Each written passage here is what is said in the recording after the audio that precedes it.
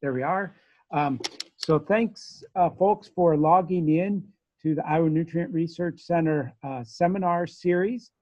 We started up last spring with 2 seminars, one by Pete Nowak and one by Dan James, and then COVID-19 hit, and we cut those off since they had been planned to be in person. But we decided to start up again this fall, and we have a series of 3 seminars, one toward the end of each month. The one in October is Aaron O'Hiden from the University of Northern Iowa Center for Social and Behavioral Research. And then November 18th, Antonio Arenas Amato with IIHR Hydroscience and Engineering. But it's my distinct pleasure to welcome Dr. Grace Wilkinson to talk to us today about managing harmful algal blooms in the face of climate change. Are we running to stay in place? And I think a very, very timely topic, and excited to hear from Grace today. So I'll turn it over to Dr. Wilkinson. Thanks a lot, Grace. Thank you so much. And thank you for the invitation to share my research with you all today. You know, there's some downsides to not being able to all gather together, but some of the things that I'm really excited about in giving a virtual seminar is that more people are able to join than perhaps would be able to make it beforehand. And in particular, hi, Mom. And so I'm excited to share my research with you all today. So as a limnologist, when I think about lakes, I think about a lot of the value that lakes have. And one of the ways that they're valuable is through their ecosystem services. So lakes provide provisioning resources such as drinking water, water for agricultural use, industrial water supply. They also can provide us with food, with things like fish. Lakes also provide regulating and supporting services such as flood management in reservoirs and hydroelectric power that some reservoirs can provide, as well as really important nutrient cycling and carbon sequestration services. In addition to that, they also provide cultural services. And this is one of the ways that I find lakes to be the most valuable, is thinking about the recreational opportunities as well as cultural and spiritual values that these ecosystems have on our landscape. But as a limnologist and an ecosystem ecologist, I also think about the value of lakes as units of study in the landscape. I think about how they have a diversity of physical, chemical, and biological features, like in this drone photo that you're seeing here, the various shapes, sizes, and even some of the differences in biology that you can see in these systems. And one of the really useful things about lakes as well is they have really distinct ecosystem boundaries. So we can draw boundaries around where the ecosystem starts and ends, and that allows us to do things like mass balances to understand how that ecosystem is functioning. You can also use lakes to perform whole ecosystem manipulations, and I'll speak briefly about one of the whole ecosystem manipulations that I've done in the past today. And most importantly, perhaps, they're embedded in a terrestrial landscape that influences the flow of material from the landscape and into the lake. And it's this last feature of lakes that I find particularly interesting and really drives my research agenda. So broadly speaking, my research focuses on how do aquatic terrestrial linkages drive aquatic ecosystem dynamics? And so how does the input of organic matter and nutrients coming from the landscape and into aquatic ecosystems shape the ecosystem's internal dynamics and feedbacks? And in particular, thinking about harmful algal blooms, which I'll talk about today. And to address these questions, I use tools such as whole ecosystem manipulations, comparative surveys, long-term data, and high-frequency sensor observations to investigate the patterns and controls on lake dynamics. And so in particular, when organic matter and nutrients come into lakes, it can influence the pool of organic matter that's available to aquatic consumers and available to participate in various biogeochemical processes. So the amount of terrestrial organic matter as well as can cause harmful algal blooms. That organic matter can also be used to support the lake food web, or that carbon and nutrients can cycle within the lake, particularly between the sediments and the water column. It can result in greenhouse gas fluxes from the lakes. Lakes can actually be large sources of greenhouse gases on the landscape relative to their surface area. And the food web structure and resilience of the ecosystem also influences the way that some of these processes act. And on top of all that, there's these temporal dynamics. So these inputs are not static, but they fluctuate in time and over space. And so while my research has focused on each one of these different components and dynamics, what I want to talk to you all about today is particularly focusing on these temporal dynamics and how they relate to harmful algal blooms. So what is a harmful algal bloom? Well, there's a lot of definitions out there, but the one that I'm going to use today is pretty broad in the sense that it encompasses any bloom of algae that results in a negative effect on organisms or the aquatic ecosystem. And organisms in this instance can include humans, or it could be negative effects on aquatic ecosystem function as well. So algal blooms like the one you're seeing in the photo here, this is an algal bloom that occurred on Swan Lake back in 2016. And as you can see, there was a very large fish kill that coincided with this bloom. And algal blooms and harmful algal blooms can cause a loss of biodiversity in the ecosystem. They can drive anoxia or low oxygen conditions that result in fish kills like the one seen here. They can also produce toxins, which are harmful to humans and other wildlife. And in general, they just lead to a loss of ecosystem services. One of the things that my group does at Iowa State is monitoring all of the recreationally significant lakes within the state of Iowa, so Class A lakes. And this is about 130 lakes. They've been monitored continuously for the past 20 years. And they're visited at least 3 times every summer. And what we find from this data is that approximately 75% of Iowa lakes are considered eutrophic or hypereutrophic. And those are 2 categories that we use as limnologists to indicate really high nutrient and nutrient-rich concentrations. And in fact, in Iowa, we have some lakes that are well beyond sort of this hypereutrophic categorization and what we call in our lab aggressively eutrophic. So what are the consequences of these high nutrient-rich conditions? Well, as I mentioned before, it can often lead to anoxic bottom waters. So it destroys habitat that might be available otherwise to aerobic organisms. It can cause taste and odor issues, particularly if that water is being used as a drinking water source. But also if you're just recreating on that water body, we all know what a stinky algal bloom smells like. As I mentioned, it can also cause fish kills. And as you can see in the photo behind here, the water can turn really pea soup green when there's a lot of algae growing in it. And so it can result in algal scums that are quite unsightly. And in fact, these algal scums can become so severe that sometimes when you're looking for lakes in Iowa and using the satellite view, you might be able to find them. But they're so green that in the Google Earth algorithm, they disappear because they look just like the landscape. So these algal scums can be quite severe. As I said, though, approximately 3 out of 4 Iowa lakes are eutrophic or hypereutrophic, and what comes along with that is a large amount of cyanobacteria. So what I'm showing here is the percent of cyanobacteria as the total phytoplankton biomass, and the frequency in which that occurs over hundreds of samples that have been counted, thousands in fact, over the past 20 years in Iowa lakes. And one of the consequences of this large amount of cyanobacteria is the possibility for cyanotoxin production. So cyanotoxins are one of the main concerns with cyanobacterial dominance in lakes. They are toxins that are produced by some genera of cyanobacteria, and they're things like microcystin, cylindrospermopsin, and anatoxin. And they're of concern because they can have very acute health effects for humans and wildlife. For example, microcystin can produce symptoms such as abdominal pain, headache, blistering and rash, vomiting and nausea. And over long periods of exposure and time, it's actually liver toxin and can cause liver disease as well. You can see there listed the other effects of these various toxins that are produced by cyanobacteria. And what I'm showing at the bottom there are just examples of some of the genera that might produce these toxins at some of the time. So there are a number of different taxa, and they can also produce multiple toxins, at least for some of the strains. So it's a very complicated biological puzzle about when and where these cyanotoxins will be produced and what the threat to human life might be.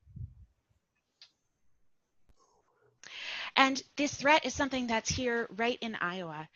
Just as an example, I've pulled some headlines from the past couple of years about cyanotoxin blooms that are occurring in waters around the world, some of them right here in Iowa. And you can see the effect on things like linking algae to cattle death, harmful algae in Lake McBride causing a swim warning for toxins, so a loss of that ecosystem service in the recreation. You might remember last summer, there was in the news about this time of year that 3 dogs died of toxic algae poisoning just hours after playing in a North Carolina pond. And if you've been following the mystery of the Botswana elephants that have been dying, there's been over 300 that have been found dead this past summer. And just yesterday, scientists in Botswana confirmed that the likely cause of this mass elephant die-off was because of toxic algae. So while this is a problem across the globe, it's also a problem here in Iowa, as I alluded to. Microcystin is quite prevalent in Iowa lakes, and what we have measured here is that same 130 lake survey and the measure of total microcystins. There's many different congeners and types, but this is total microcystin measured in those 130 lakes. And we measure microcystin because first, it's one of the more common cyanotoxins, but it's also very prevalent. We find that, again, that about 72% of lakes in Iowa had detectable microcystin concentrations during the summer of 2017. But not all of the lakes exceeded what was considered the safe recreational threshold. In general, there are only a few lakes, but they are certainly consistent that regularly exceed safe recreational thresholds of cyanotoxin concentrations in Iowa lakes.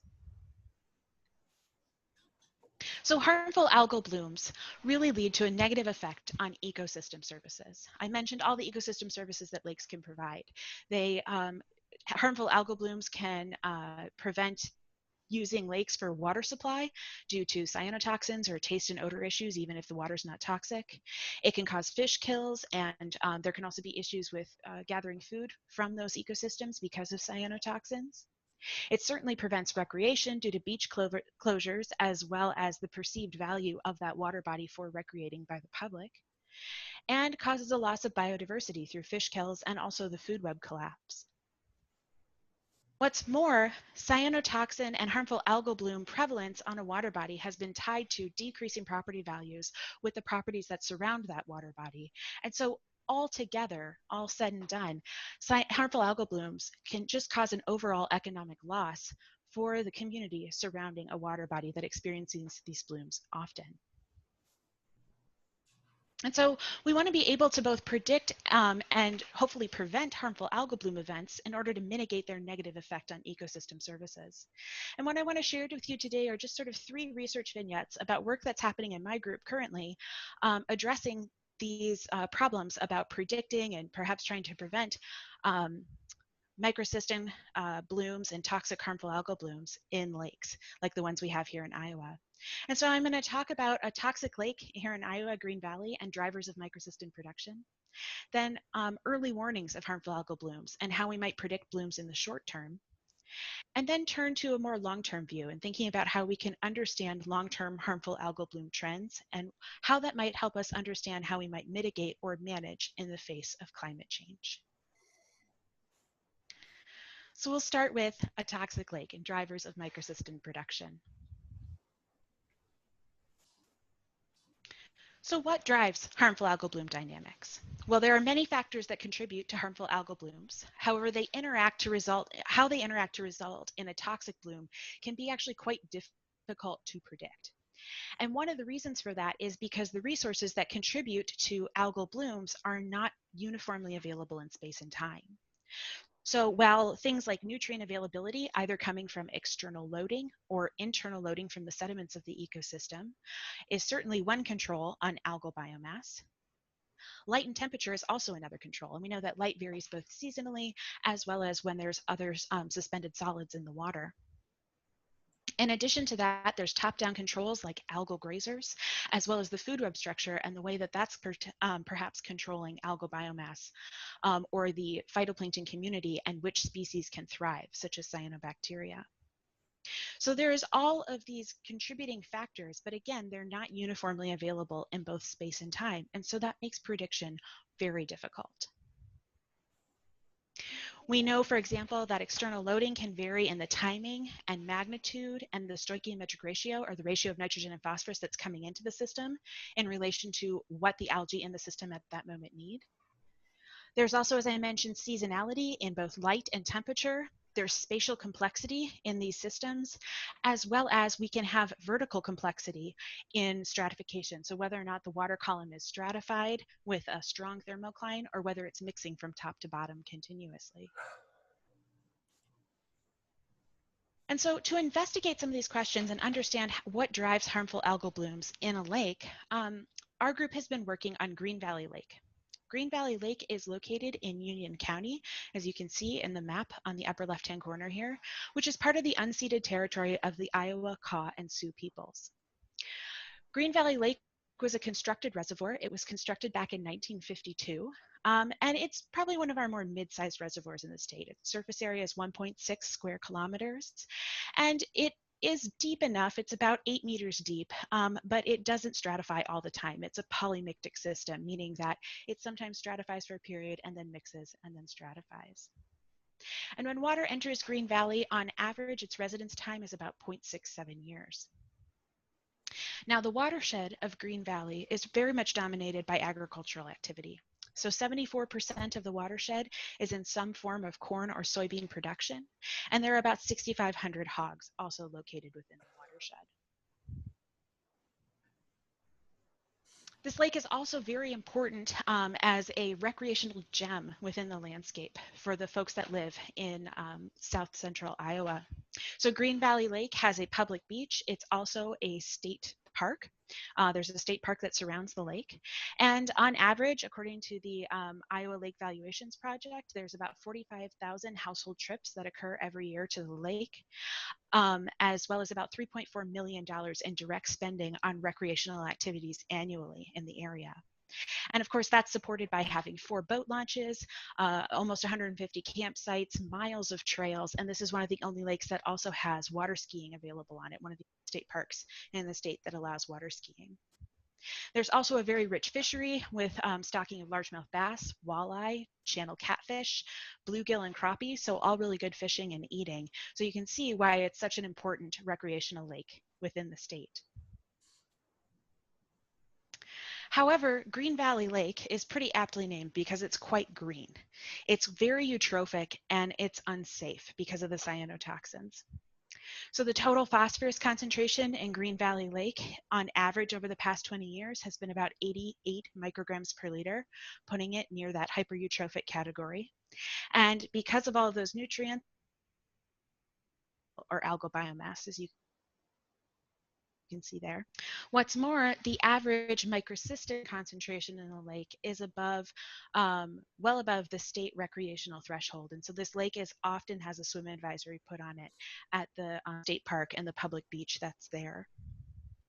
And this lake has been impaired under the Clean Water Act for both algal growth, so it's for aesthetic reasons, as well as for low dissolved oxygen that occurs when the algal bloom dies off and senesces and all that respiration consumes the oxygen. And so last summer, my research group spent a bunch of time working on Green Valley Lake, answering a number of different research questions, but the one that I'm going to focus on today are these harmful algal bloom dynamics and what drives them in this lake. And before I get to that, I just want to take a moment to acknowledge all the folks in my group who contributed to this. The work that I'm going to be presenting today is the analysis, endeavor, and work of Dr. Hannah Carroll, who was a postdoc in our lab and has recently moved on to a position in Los Angeles, as well as graduate students Tyler Butts, Ellen Albright, and Quinn Shingai, and a number of amazing wondergrads, Shania Walker, Salam Amos, Adrienne LeCompont, Kayla Worsening, and Haley Rosenboom, who all did fantastic work in helping us understand what's going on in Green Valley Lake and why Green Valley Lake is so green. So speaking of Green Valley Lake, let's look at some of these spatial and temporal dynamics. So what I'm showing here is both the bathymetric map of Green Valley Lake on the left with 6 sampling stations that are labeled 1 through 6. And I'll note that site 4 is the deep point, so that's the point in the lake where the routine water quality monitoring for the past 20 years has occurred. And the figure that's shown here has day of year, so from day of year about 140, so in May, through 240, so going into about September, so day of year, Julian day of year, versus total microcystin concentration. And what you can see is there is a lot of variability both over time as well as in space at any given point in time within this lake. So while microcystin concentration started out quite low at the 6 sites early on in the season, there was some variability, but as sort of June approached, but once stratification in particular set in around day 180, you can see that there's huge variability in the microcystin concentrations within the lake. So the sites that are sites 1 and 6, which are these shallow arms that have inlets in them in the reservoir, had microcystin concentrations that were 6 to 8 times greater than the concentration at the deep site. And over the course of the whole season, concentrations at individual sites varied between 2 and 8-fold. So lots of variability in both space and time. And so the question that we wanted to understand is, well, if we are going to try to manage or predict what's going to happen in terms of a toxic bloom, we need to understand the variability that's driving this microcystin production, because that's going to assist us in being able to predict it. And so what Dr. Hannah Carroll did was used generalized additive models, or GAMs, to try to explain the variability in microcystin concentration both over time in the lake as well as at each individual sampling location. So to understand both that spatial and temporal variability. And in those models, she used weekly as well as high frequency, so sub-daily measurements of various parameters such as nutrient concentrations, zooplankton biomass, phytoplankton biomass, light, temperature, stratification, internal loading, all different sorts of variables to try to understand what might drive microcystin production and the variability in it in both space and time. And without digging too much into the model, I just want to sort of give you the main take-home point. What we found is that there are a number of different variables. There's no one single silver bullet that's related to microcystin production in this lake over both space and time, but a combination of lagged nutrient availability as well as weather explained 62 to 95% of the microcystin variability. So 62 to 95% of the deviance over time. And there's a range given there because at the deep site, 62% of the deviance was explained, and at some of the other sites, 95%. So somewhere in between there, giving that range, this is the deviance explained at each site, was some combination of 1 week lag in precipitation. So it would rain and then a week later.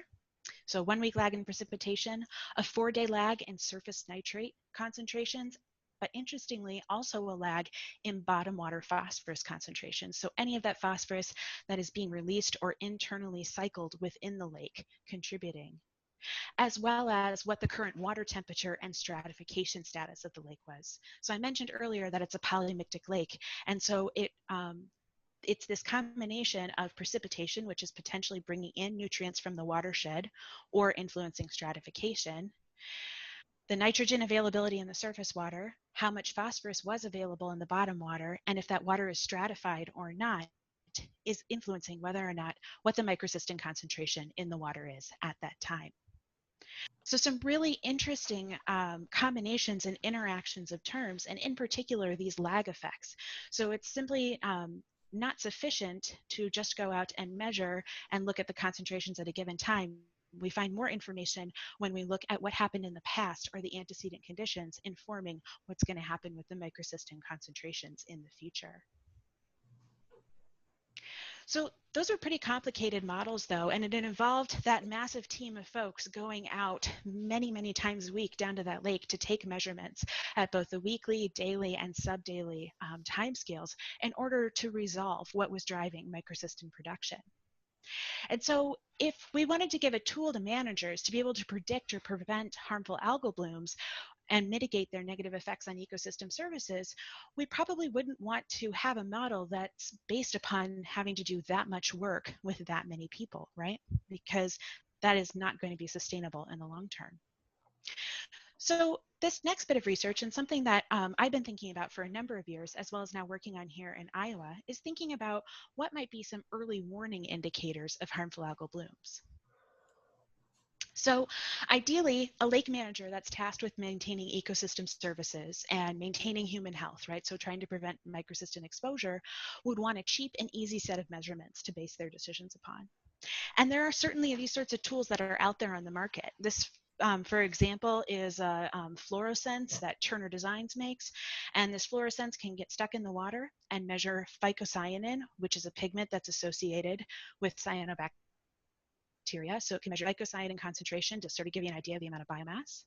And what we found from Green Valley, these are the data being shown here across the 6 lights, is there's a pretty okay relationship between phycocyanin concentration measured with that cheap instrument. It's only about $900 compared to the microcystin concentrations that we were making at the same time point in the water. But this doesn't give any information in terms of an early warning, right? It's sort of correlative. If the phycocyanin is this high, then the microcystin is likely in this range. But there's a lot of variability there, and it might not come with enough information or an indication of what's happening over time to actually have the manager do something about it. Well, we can also use these sorts of instruments to make more high frequency measurements, and that's what I'm showing in the graph on the right. And so this is the instrument that's shown in that figure. That's a YSI sonde. It essentially has the same technology that the probe that I was talking about before does, but it's just sticking on the end of the sonde, and it takes measurements in the water every 30 minutes. So you get this high frequency time series of phycocyanin concentrations. And the idea here is, what if we could predict a bloom before we could see it? In other words, is there information hidden in this time series when bloom dynamics are essentially non-existent, so it's before the bloom has occurred, that can help us predict when a bloom is about to occur or in the later portion of that graph on the right? And it turns out we can do this if we think about harmful algal blooms as being critical transitions that are driven by nutrient loading. So a critical transition or a regime shift is a sharp change in the ecosystem state. So from one state, like the clear water state, to another, such as the algal-dominated state. And if we think about the lake being this green ball that's sitting in the cup that represents the clear water state, the saddle or the hump between the clear water state and the algal-dominated state represents the resilience. And when nutrient loading is low to the system, overall, the resilience is quite high. In other words, the walls of that basin are quite steep. But let's say some event comes along, perhaps there's a storm and there's runoff from the watershed, and there's a small perturbation and nutrient loading increases somewhat. Well, then we would expect that ball to start rolling around in the cup. And that ball is rolling around, and if we were to measure the state of the system or where that ball is over time, we can measure the state of the system as the, for example, the phycocyanin concentration, so how much algae is there. We'll see that there's some variance. But because the walls are so steep, that variance is pretty low. Additionally, if we were to measure the autocorrelation over time, we would see that the autocorrelation is also quite low because the resilience is so high. So when there's high resilience, we see low variance in autocorrelation.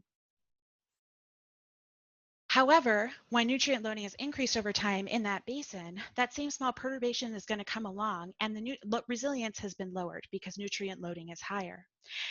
And so when we have lower resilience, we start to see higher variance in autocorrelation. And that's because that same small perturbation, let's say that same storm event, is going to push the ball around. But since the walls of the basin are lowered, there's lower resilience, and the ball is going to move farther away from the system mean.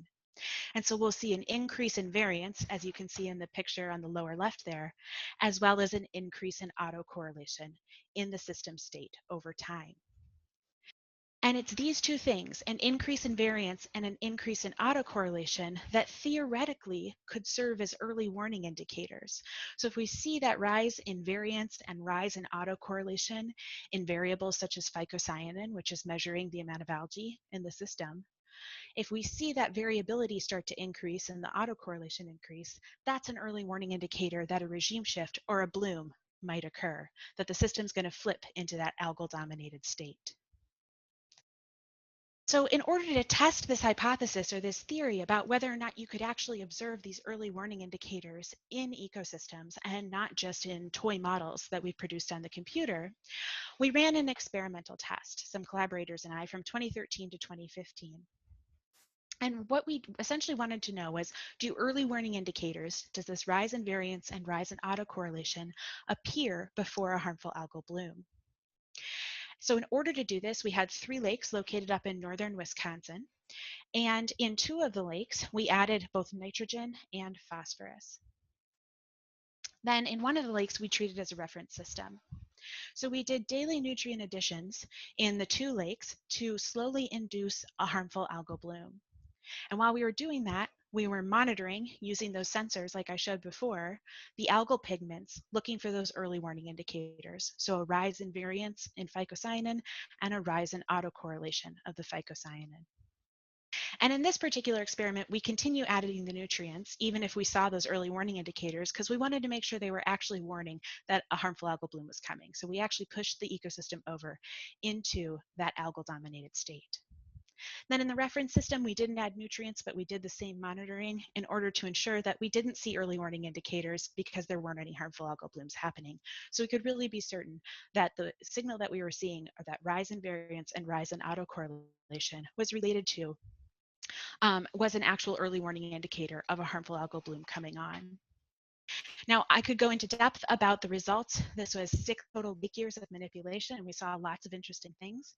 But for the sake of time, I'm simply going to summarize by saying in those 6 lake years, we got blooms in 5 of them. So harmful algal blooms occurred in 5 of those lake years.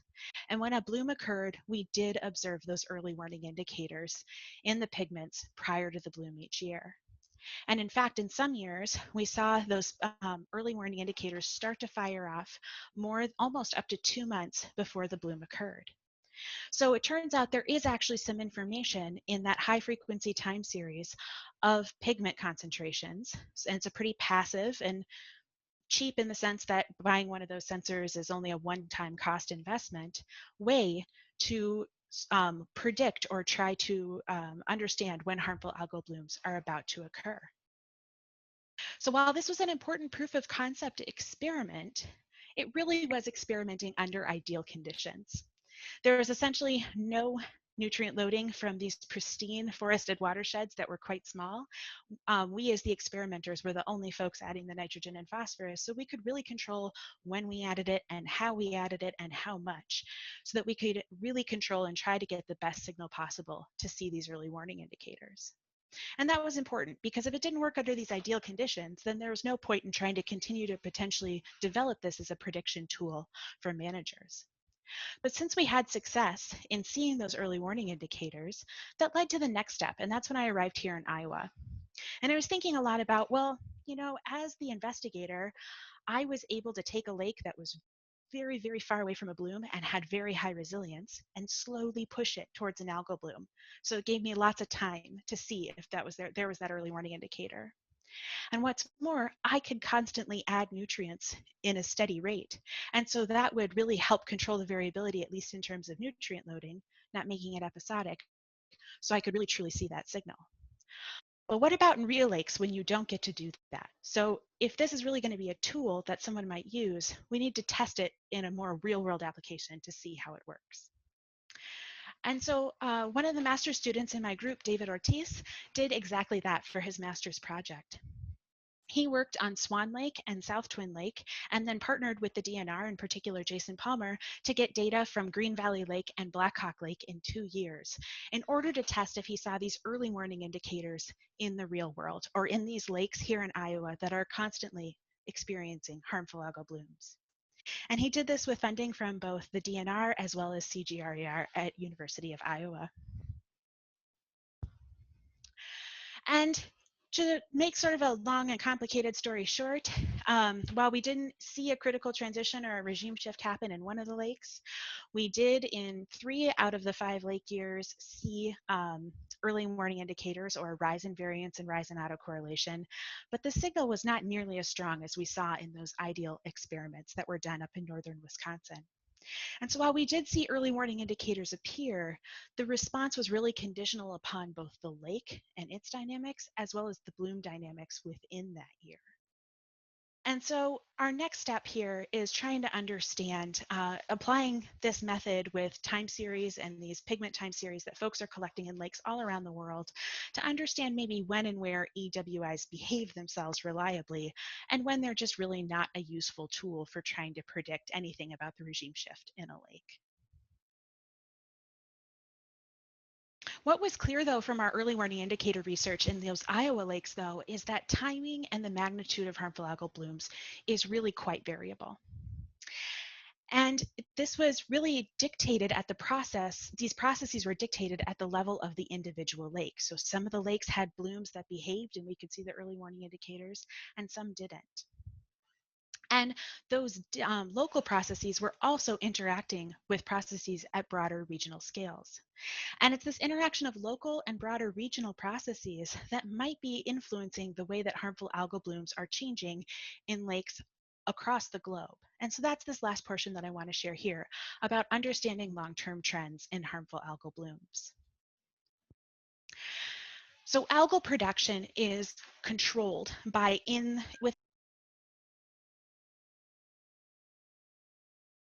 Algal production is controlled within the lake by processes such as nutrient availability, light availability, how fast those algal particles are sinking, or if they're able to use their gas vesicles or other ways to stay afloat to get to light, as well as grazing by organisms such as zooplankton. And at the scale of the lake, those controls, things like nutrient availability and light availability, are being controlled by local drivers, like the sediment-water interactions that are occurring, how that lake is connected to the rest of the landscape and what the land use in that landscape is, and how the food web is structured, so how many of those zooplankton grazers are around and what species are around. But these local drivers are also then interacting with the regional scale climate drivers, and those all combined are influencing the trajectory of the lake. And some of these regional drivers are things like the amount of precipitation, whether that amount of precipitation or extreme events in precipitation are intensifying, whether warming is occurring or cooling within that area or watershed, and what the seasonality is. And so it's the combination of these factors controlling algal production, local drivers and characteristics of the system, and regional drivers that interact to dictate the trajectory of harmful algal blooms. And given that these changes are due, many of these changes are, our drivers are changing due to human activities. So things like climate change influencing precipitation intensification, as well as warming, as well as the way that we are using the land within watersheds. So changing land use and agricultural intensification, we might predict or hypothesize that harmful algal blooms are, in fact, there's a widespread increase in harmful algal blooms around the globe. And if you pay attention to the news, you might think, particularly at this time of year, that HABs are getting substantially worse.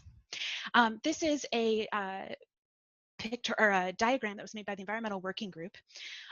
This is the update from last year. And what you're seeing are algal bloom events happening in the United States from 2010 to 2019. The green are events that occurred from 2010 to 2018, and the orange are those that are occurring in 2019. And these are based on newspaper reports, so local newspaper reports. Support your local newspaper. And one thing that you can see here is it just seems like HABs are becoming so widespread and prevalent.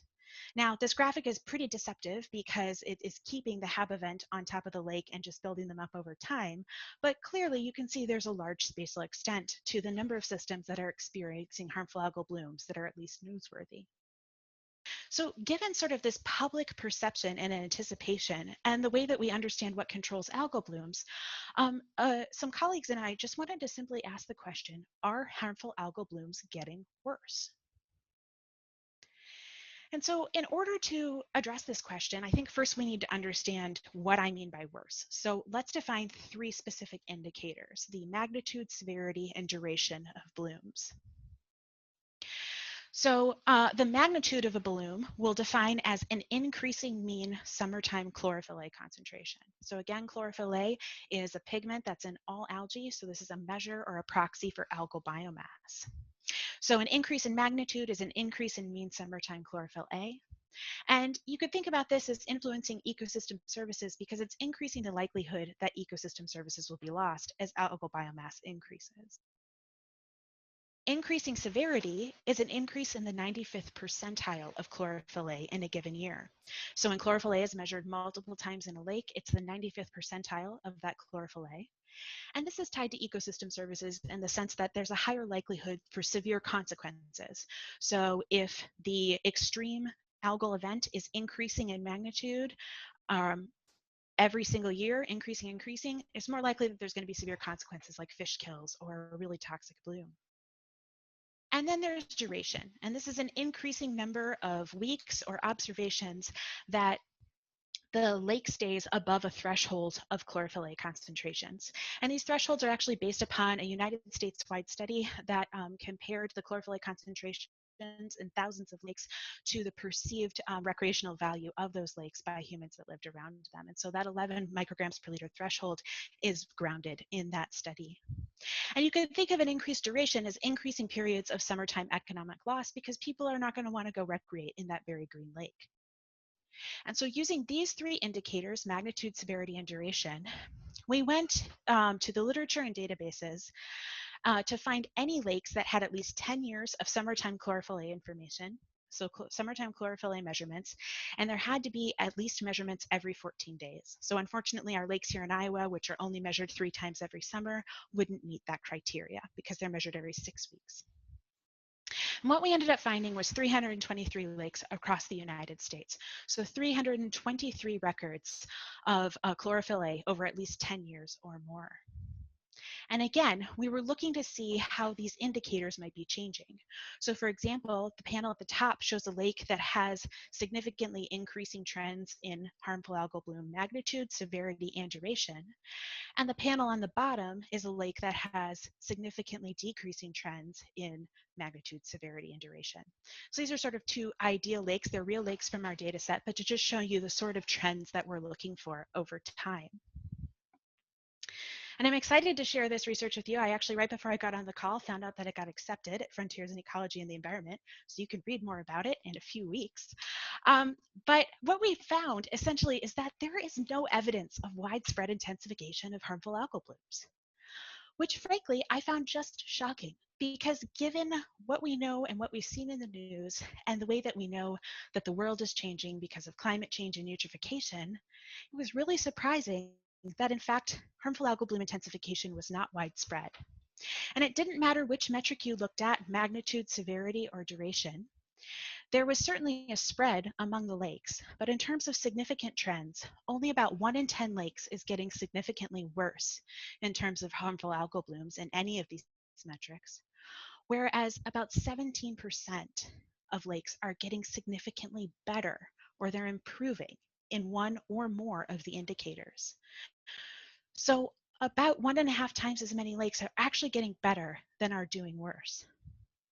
And when we looked at those lakes that are getting significantly better, we found evidence, again through local newspaper articles, of really substantial restoration and management work that had been done on those systems in order to improve them. That's certainly heartening that that individual work that we do to try to restore or save a lake might actually be making some difference, at least in some systems.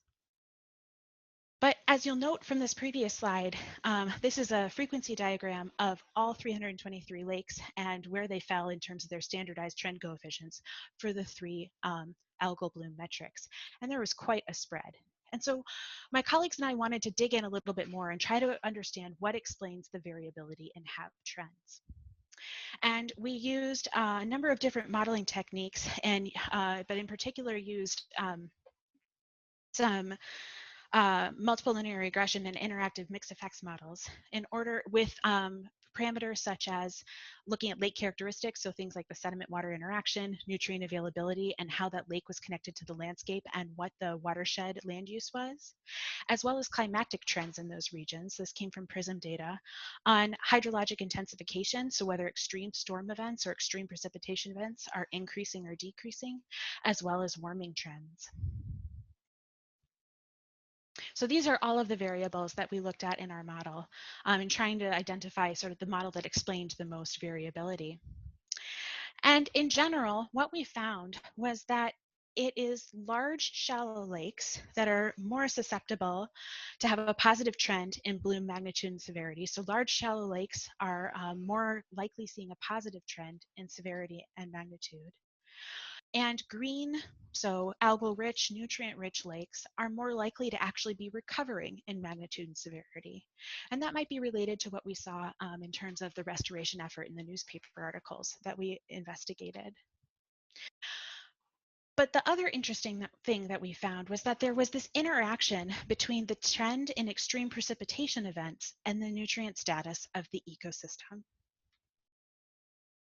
So in other words, there was this interaction between lake nutrient status, or how green the lake was, and trends in precipitation intensity. So we found that green lakes, or those with very high nutrient concentrations, that had an increasing trend in precipitation, saw an increasing trend in bloom magnitude, but just slightly.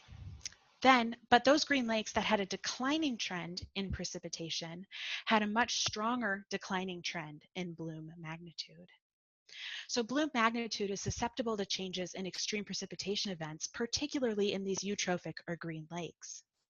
But those are the lakes that we're trying really hard to manage because of the threat to human health from cyanotoxins, as well as the loss of ecosystem services. And so it's this interaction between the lakes that we're most concerned about managing and the way that precipitation and climate is changing in those systems that's driving their trend in harmful algal blooms. And so it's this last portion here and the results of this work that I just kind of want to share some final thoughts and what I'm thinking about in terms of managing harmful algal blooms in the face of climate change. Now, fundamentally, harmful algal blooms are a wicked water problem. They're defined as a wicked problem because they are a symptom of another complex problem, such as cultural eutrophication. They have complex interactions with other complex systems, such as social and economic systems, and the way that we value lakes and the way that we put money towards their restoration. And there's not really a definitive formulation, as I've been sharing, for harmful algal blooms. There's sort of all the same factors, but they're not occurring in the same place in the same frequency and time and space. And so blooms form from or can appear seemingly out of nowhere. And what we find is that the specific intervention in one lake won't work for another because every solution is unique due to this lack of a definitive formulation. So how do we manage harmful algal blooms in the face of climate change? Well, the complex interaction of nutrient loading and climate change across scales really makes a uniform management solution unrealistic. Extreme precipitation events, as we saw, are likely modifying the timing and amount of external loading that's occurring. And so, in those systems where we're anticipating that extreme precipitation is likely to be increasing and it's a eutrophic system, managing that external loading events that come from extreme precipitation, so things like erosion management, might be really important. But alternatively, in a shallow system that's experiencing extreme precipitation or an extreme wind event that might be increasing in frequency due to climate change, we might need to do things like controlling stratification as well as sediment resuspension so that the internal loading component of this equation is not being exacerbated. One thing that's clear, though, is that managing eutrophic lakes that are experiencing changes in precipitation, particularly increasing precipitation, might just be about running to stay in.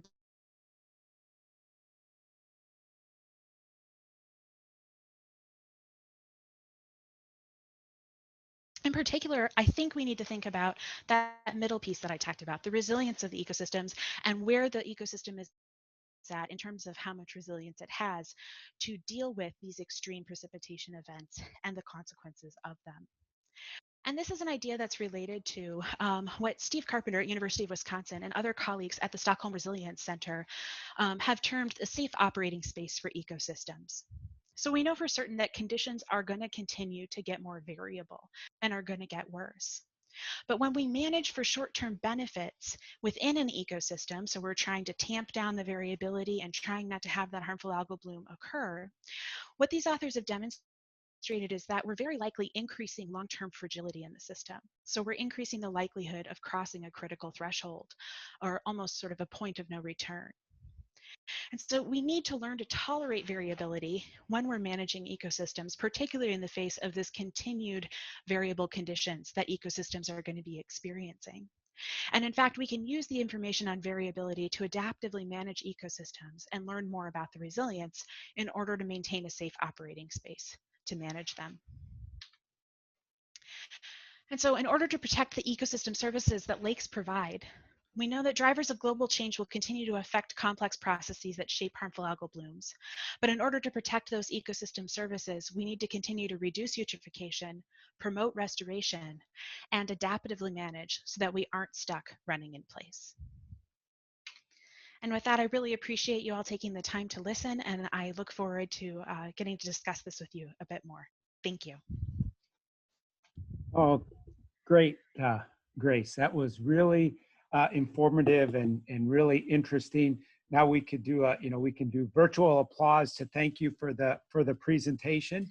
And I would encourage, if for those that might have questions, feel free to unmute and ask questions. I will. There were also some questions that came in. I can try to read those to you, Grace, so you don't have to try to filter through them. I think there was one about the safe recreational level of microcystin, and I think you may have had that on one of your slides. The next one: has your research on Green Valley informed the DNR's plans for restoration and harmful algal bloom mitigation? And is your data looked at as part of the impaired waters listing? Yeah, fantastic question. So in terms of the safe recreational level, that is certainly, it was set at 20 micrograms per liter within the state, and the EPA has recently gone through a process revising that, and I believe the state has adopted it now down to 8 micrograms per liter. And there's certainly considerations when you have things like dogs or young kids. There's probably, certainly if a lake was above 8 micrograms per liter, I would not personally want to swim in it, and I would definitely not let my dog swim in it or my young nephew. So I hope that kind of answers your question, Maria. But thinking about the Green Valley data, yes. So we are actually working with the DNR and particularly the Lake Restorations Program in that 2019 study of Green Valley Lake, because Green Valley has been experiencing these harmful algal bloom and water quality issues for decades now. And there was actually a large restoration that occurred from 2008 to 2010. And some metrics of the water quality, such as phosphorus concentration, got an order of magnitude worse after that restoration. And so we've been working with the DNR to try to understand why that happened, what changed in the system to actually increase phosphorus concentrations and perhaps exacerbate the harmful algal blooms. And so the goal is to use that information and what we've been learning in their further management and restoration plans for the system. And in terms of our data for use on the impaired waters listing, the ambient lake monitoring program, so the 130 lakes that are visited 3 times every year, are the data that are used to inform those impairment listings for lakes in the state of Iowa. And so that's been a program that was started by my predecessor, Dr. Downing, over 20 years ago in terms of its every summer. And those are the data that are used. And they're freely available on the DNR's Aquia database. So you can check them out yourself if you're interested, or I'm happy to chat about them. The next one: does the watershed to lake ratio play a role in algal blooms, especially in constructed lakes and ponds? Yeah, great question. So certainly it can play a role. And so in thinking about that, the area of the watershed in relation to the area of the lake or the volume of the lake, when you have a really big watershed in relation to the volume of water there, the influence of the watershed can be much larger. And so it's the activities in that watershed that are going to be having a larger influence. And so we certainly see when we move from more pristine systems or lakes with a smaller watershed to lake surface area ratio, they might have less watershed influence and be easier to manage in lake for those harmful algal blooms, versus those that have a really large watershed. It really needs to be watershed management. And that, in fact, is part of the criteria that drives how the DNR focuses on different lakes for in-lake restoration, is based on that watershed to lake area ratio. If it's just too big of a watershed, if that ratio is too large, there's not a lot that can be done in lake to manage those harmful algal blooms. There are a couple other questions, but thought I'd quit talking for a second in case anybody wanted to unmute and ask Dr. Wilkinson a question.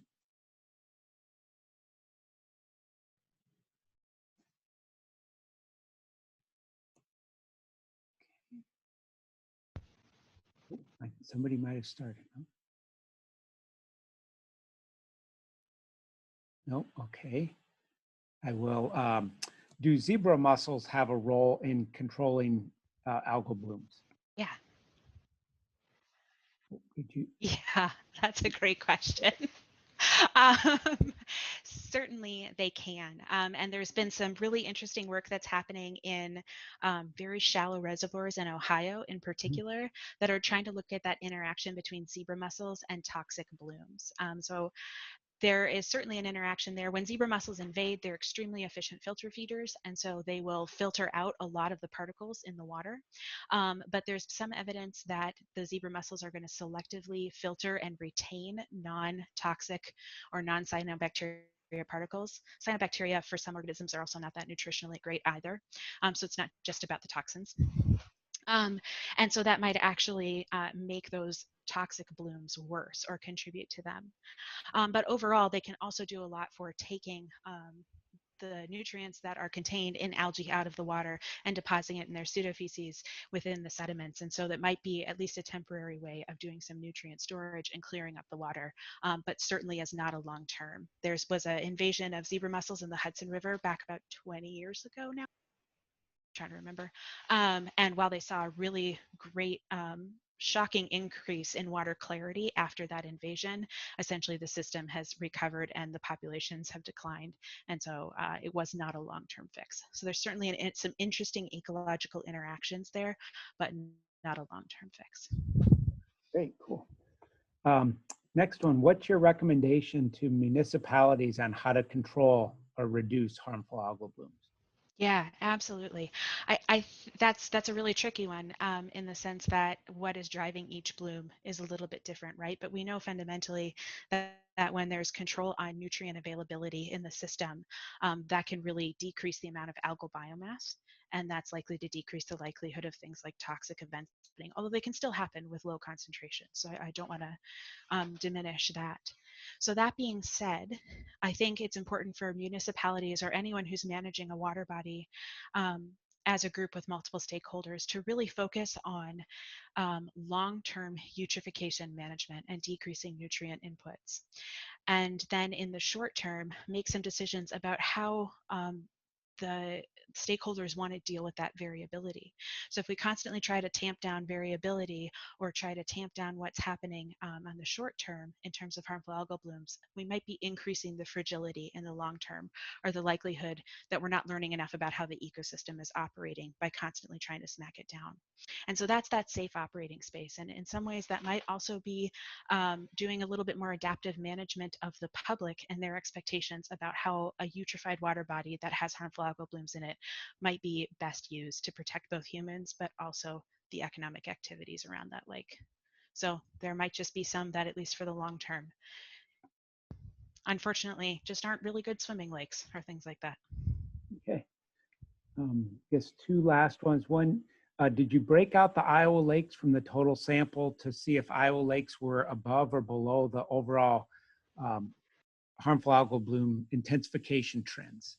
Yeah, that's a great question. So unfortunately, with the way that monitoring occurs on Iowa lakes, that's measurements have only been taken long term on very, very few systems. And interestingly, the systems where we do have long-term information and multiple measurements within the summer, so more than just the 3 that the Ambient Lake Program monitors, which we did a rarefaction analysis, and you really can't tell much about trends with only 3 measurements during a summer.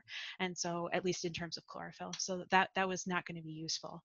But the lakes that we were able to use in Iowa were those that have been monitored by the Army Corps of Engineers, so Saylorville, Red Rock, and Coralville reservoirs for decades, and the lakes in the Iowa Great Lakes region that have had a citizen science program that has been doing monitoring for well over a decade at this point. And so those lakes did not show up as being trends more so in any other way, but again, it was a very small sample size. I think we had 11 Iowa lakes compared to the 323. So I wish we had more data, but unfortunately can't look at it in that way. But great question. Can you say any more about how trying to tamp down variability in the short term could make things worse in the long run? Yeah, so when we're tamping down variability, think about sort of the spectral properties of variance. When we're trying to reduce it in one portion of the spectra, it's not going to disappear, but it's just going to pop up or essentially move into the longer term portions of that spectra. So that's a little bit more of the technical answer. But if you also think about it in terms of there's oscillations and variability that are happening all the time. We have variability because of seasons. We have diel variability, so sun goes up, sun goes down, right? But then there's also longer term variability, things like um, El Nino, Southern Pacific oscillations, right? So all of these climate oscillations and whatnot, and all of these different levels of variability at different time scales, so whether it's 7 to 10 years or day to day, interact with each other to create the signal that we measure in ecosystems. And when we are not learning enough about the variability at the short term, or we're trying to control that, we're going to be missing information and the interactions and changing the interactions with the longer term variability. And so those interactions are both going to be changing, and we're not going to be learning about the resilience of the system in the meantime to understand where that safe operating space is. Okay, Stresses great. that a bit. And there's one more question there, Grace. I don't know if you can Yeah. read it, about kind of the role that government may play, and maybe you can kind of read, just so nobody has to listen to me read that one out. Yeah. So I the talk. tried to read it, but it would take a long time. So. So how government regulation can impact harmful algal bloom trends.